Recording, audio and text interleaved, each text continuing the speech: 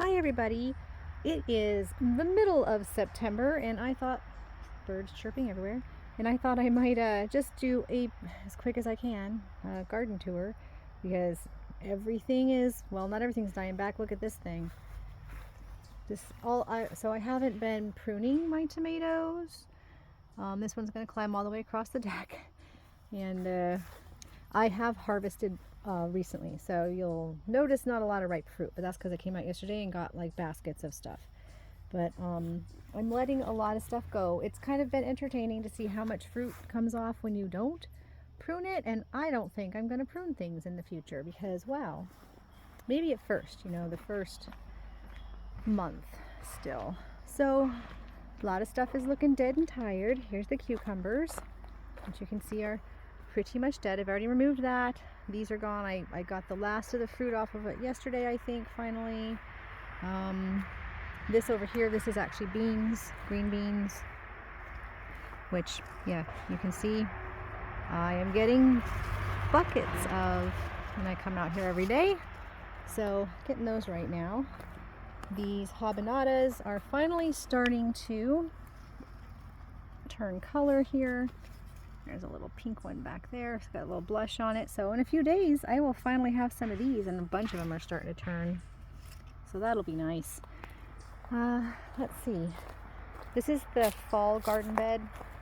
Not just the only one, but everything in here I planted for fall. So I've got peas at the corners that I just thought might use this frame as a trellis. The flowers are still doing incredible. I've got beets, red, I think they're chioga, I can't remember. Anyway, pretty standard red beet in front.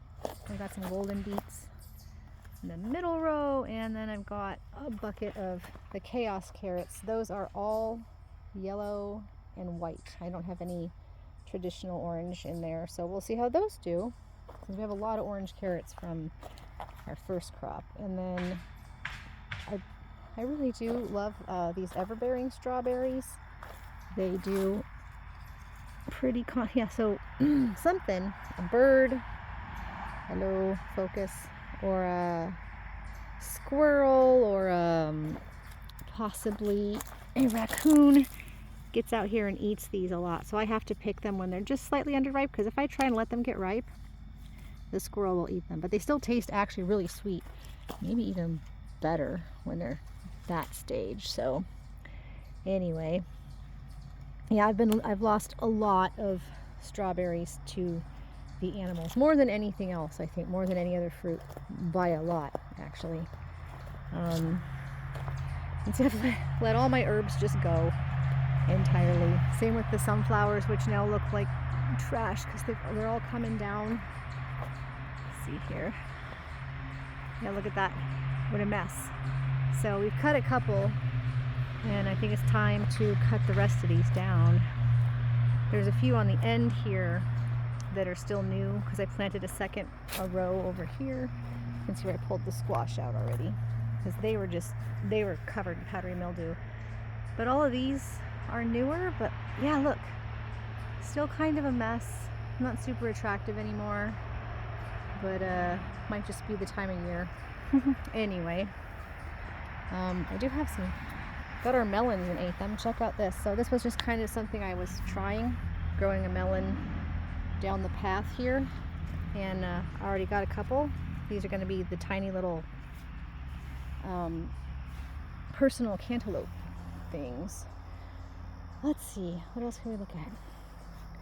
I've got a lot of peppers. I have been picking these pretty regularly, and you can see a number of green ones still in here, but we've already got a couple dozen off this one plant. This plant, the second pepper plant, is only just now finally producing peppers, and still a lot of them. Look, it pollinates and then it drops the blossom. I don't know why this one's pollinated and staying, but yeah, it has a few peppers on it now. So get late summer peppers. This eggplant, I've harvested all the eggplants, but I think it's producing again. Yeah, look back there, that's the same plant. So it's flowering and still looking really healthy. Look at this. No signs of disease.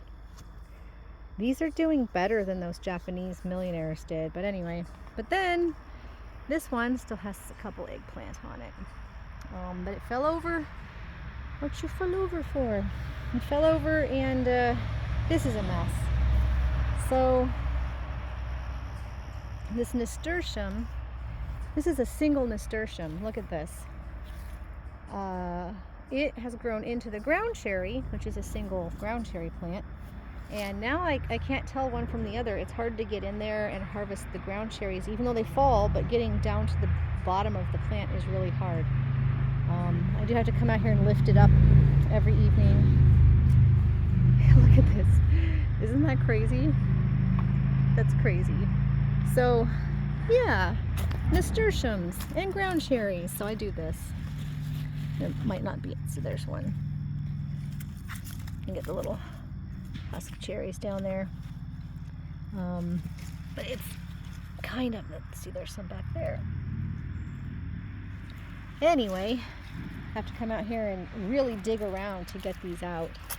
But man, this soil is incredible.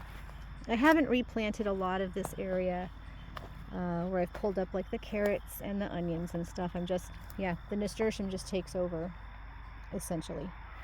But it's pretty, and it's been here since the beginning. It keeps the beds covered somewhat, so they're not just bare.